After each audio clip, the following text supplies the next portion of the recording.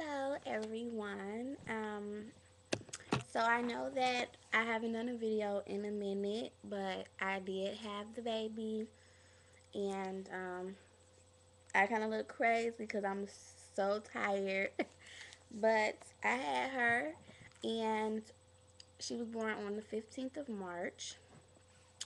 The last video I did was on March the 8th, and it was for me, it was my 39th week. For the doctors, it was my 37th week. Um, and then remember that my doctors, where I was at school, gave me the due date of March the 16th, and when I got here, they changed it to March the 26th. So she came on the 15th, so they were really on point, and she was right on time for me. She was on time, and she came the day before her due date, which is wonderful. Um, she's sleeping right now, and so I'll just sneak peek at her. Uh, mm, she's asleep. But I'll just talk about labor and delivery and what's going on right now. I'll try to make it quick as possible. I went into the hospital. Actually, I started having contractions on March the 13th. That was a Sunday. At about 10 o'clock at night, it was really, really bad. I was having some pressure, pain, everything. And my mom just was rubbing my back for me, and I lay down, but I didn't go to sleep at all, none that night, because I kept getting up going to the bathroom. I was in a lot of pain. Um, so, I didn't really get any sleep. I called my midwife at around 2 or 3 a.m. I called the hospital, and my midwife talked to her and let her know, hey, I'm having these contractions, and they're about 10 to 12 minutes apart. What, is, I don't need to come in, do I? And she was like, no, just stay at home, wait till they're about 5 minutes apart, and then come in. So I said, okay, that's good, whatever. But I still didn't get no sleep. It was not working for me. The next morning, or Monday morning, at about 7, 8 o'clock in the morning, I just told my mom, like, I'm just in a lot of pain. Like, I don't care if the contractions are 10 minutes apart. I want to go to the hospital. I'm in a lot of pain. So she said, okay. And, sorry. So she said, okay. And, she called my godmother over, and my godmother came over, and we went to the hospital maybe around 9:30ish. We got all the bags packed and everything like that, because my bag still wasn't completely packed. I had the baby's bag together, but my bag wasn't packed. Actually, when I called the midwife at 2 a.m., my mama was like, okay, maybe I should pack the bag. So she actually started packing the bag at like 2 a.m. And um, I went in or whatever at about 9:30. Um, they checked me. I was 4 centimeters.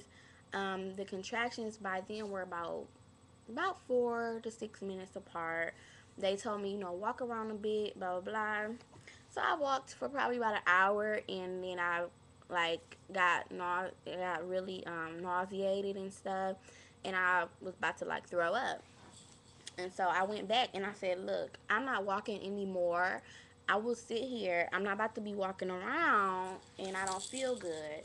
And they was like, okay, we're going to admit you and everything. So they got me a room and um, got me ready for delivery. So this was Monday. And mind you, it's Monday now. It's probably about 1 or 2. I talked to her dad and everybody and let them know, hey, I'm at the hospital, blah, blah, blah. And they asked me, what do you want for pain? And I said, I want an epidural. Like that, I want an epidural. There's no question. It was really just a lot of pain and things like that. So they gave me the epidural, and I was 4 centimeters when they gave it to me. Um, and they didn't really check me that much. They said, we'll check you if you want to be checked, but we just want to wait until it's time for you to push. I'm dealing with midwives here, so I didn't have a doctor. I had midwives, and so I said, okay.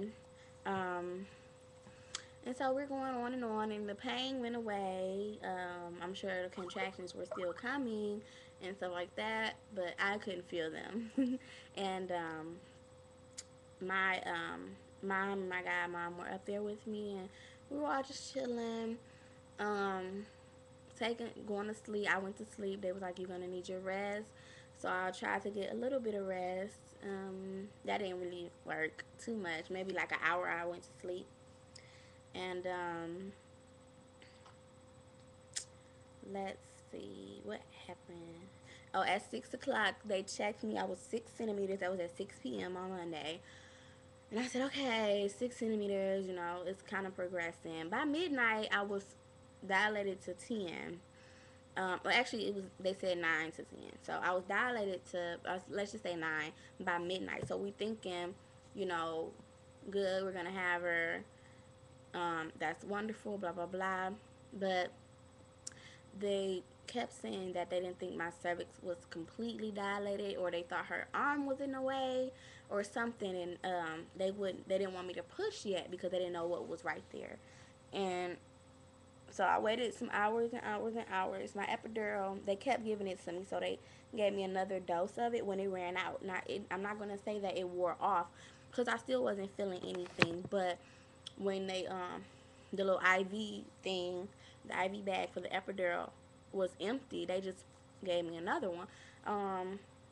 And I didn't really care, but I was about 10, I was fully dilated, and then the next morning, Tuesday, on the 15th, Tuesday, at about 5 a.m., they was like, okay, do you feel like you want to push it? I'm like, yeah, I want to push her, out right now. So we're pushing, pushing, pushing. She is not coming down. Her heart rate was going down. Um, at 7 o'clock a.m., they called in the doctor, and the doctor said, her heart rate keeps going down. We're watching her heart rate out in the at the nurse's station or whatever, and they were like, we're watching her heart rate and it keeps going down, and it was like, so you might have to have a C-section. And I was just like, okay, I'm gonna keep trying to push her out, and it was like, just keep trying to push her. So we tried. So mind you, I was pushing from 5 to 7. Then they stopped me for about an hour, and then I kept pushing from about 7:45 till 10. So this is already about 4 hours of pushing. I was tired. I was wore out. She did not come. Her head was like right there, because everybody in the room was like, her head is right here. Her head is right here. I could see her hair. She's right here. Just push hard, push hard. I had so much epidural, I couldn't feel anything. So they like push like you gotta go to the bathroom. I don't even know. I can't even feel my butt. First of all, so I don't even know how I'm supposed to push like I gotta go to the bathroom. But I kept pushing, kept pushing. 10 a.m. They said, you want to try 30 more minutes. I said, I want a C-section now. Just give me a C-section. I don't even want to deal with pushing anymore. I pushed for 4 hours. I'm done. And they were like, you can do it, you can do it. Just 30 more minutes. And I said, no, I'm not pushing anymore. Don't tell me to push anymore. Go get the doctor. I want a C-section now. I just wasn't having it. And so they called the doctor in. They took me in for a C-section, gave me more epidural. They just kept giving me epidurals, and I think that's really why I couldn't really push her out, because I was pushing her, but her heart rate was dropping and she wasn't coming, and I wasn't about to keep pushing and tiring myself. I had a fever. Um, I was I was just so tired. I was swollen. My face was swollen, and I had a fever and everything like that. I just was wore out. And so at 11 o'clock in the morning, they took her out of me, and she was born through by cesarean. Um, and I was happy. I was happy that she was out. I was happy that she was okay. Her heart rate was fine. Um, she passed her APGAR test, and everything was just great. And I was pleased with my decision to get a C-section, because I did not feel like I wanted to keep pushing and pushing and pushing. 4 hours of pushing was well over enough for me, and I was just so tired. So I had a C-section. I had to stay in the hospital for 3 days. They had her with me the first night, but then the second and third night she went to the nursery, because since I had a fever, They said I had an infection somewhere, and they had to give me antibiotics, and they had to give her antibiotics as well to make sure she didn't get the infection. So we both was getting antibiotics, and I was going to the nursery like all the time, going to see her. Um, but she did good. We came home Friday. I don't know the date of Friday, but that Friday. Uh, excuse me.